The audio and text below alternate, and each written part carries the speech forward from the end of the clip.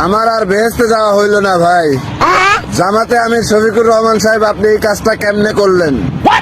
আমার এলাকার মানুষ আশা করেছিল দাঁড়িপাল্লায় ভোট দিয়া বেহেস্তে যাবে, অথচ আপনি এখানে দিলেন শাপলাকলি। এখন আমরা যাই না শুই না শাপলাকলিতে ভোট দিয়ে কি জাহান্নামে যাব? দাঁড়িপাল্লা দেখেছি বারবার, মাপে ভুল দেয় প্রতিবার। তাই তো বলি ডিজিটাল মিটার দরকার। নামে হলো রাজাকার, মওদুদিবাদ, মুনাফিক। জামায়াতকে না বলুন, ওরা দেশের ভালো চায় না। জামায়াতের জন্মই হয়েছে বিরোধিতা করার জন্য। জামায়াত মদিনার ইসলাম বিরোধী, 47 ও 71 ছিল দেশ বিরোধী, 25 নির্বাচন বিরোধী, সব ভালো কাজের বিরোধী জামায়াত।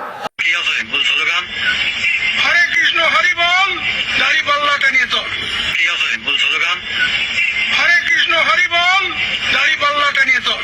আচ্ছা, জামাত ইসলাম করলে জান্নাত পাওয়া যাবে, তাহলে আমি যাব জামাত ইসলাম করব। আচ্ছা বলেন তো, আমি নামাজও পড়বো না, রোজাও করব না, হজও করব না, জাকাতও দিব না, আমার পরিবারের সাথে আমি কোনো ভালো সম্পর্ক রাখবো না, বাবা মায়ের প্রতি আমার দায়িত্ব কর্তব্য পালন করব না, আর আমি জামাত ইসলাম করলে আমাকে আল্লাহ জান্নাতে নিয়ে যাবে? কত বড় ভণ্ডামি এগুলো! আমি বিশেষ করে আপনাদের মা বোনদেরকে অনুরোধ করব যে আপনারা এদের যে এই আকীদা, এদের যে এই প্রচারণা, এদের যে বিশ্বাস, এগুলো থেকে আপনারা আল্লাহ পাকের কাছে দোয়া করবেন যে আল্লাহ পাক যেন এগুলো থেকে আমাদের মাফ করে। এগুলোর সাথে কোনো অবস্থাতে অংশগ্রহণ করবেন না, এদের থেকে দূরে থাকবেন, এদেরকে বাড়িতে ঢুকতে দিবেন না।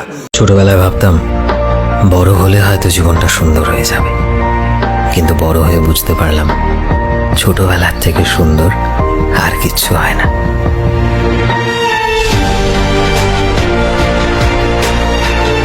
রংপুরে জামাত নেতা এনসিবির কাছে তার সিট ছেড়ে দিয়ে বলছে তার এই ত্যাগ নাকি ইব্রাহিম আলাইহিস সালামের ত্যাগের চেয়ে উত্তম। নাউজুবিল্লাহ! কত বড় ভণ্ড আর জাহেল 12 তারিখ জামায়াতকে না বলুন। আমাদেরকে ভোট দিলে জান্নাতে যাবে, এতে কোনো সন্দেহ নাই।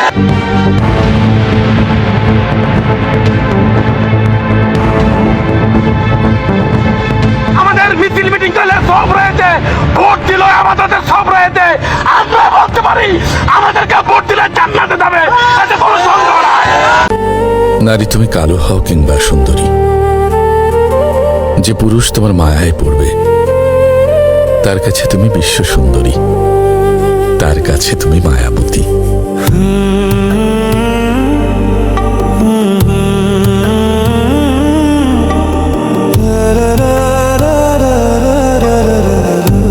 আমির হামজার মতো একটা বেকুব জামাত নেতা যখন বলে জামাত ইসলামকে ভোট দিলে 18 কোটি জনগণের নামাজের সব পাবেন, তখন ধর্ম অবমাননা হয় না কেন? এদেরকে জামাত নেতাদেরকে ধরে ধরে আপনারা মাটির নিচে ঢুকাই দেন না?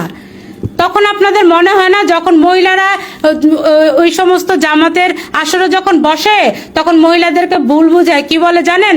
বলে মরলে নাকি প্রথম প্রশ্ন হবে যে তুমি কোন মার্কায় ভোট দিছিলা।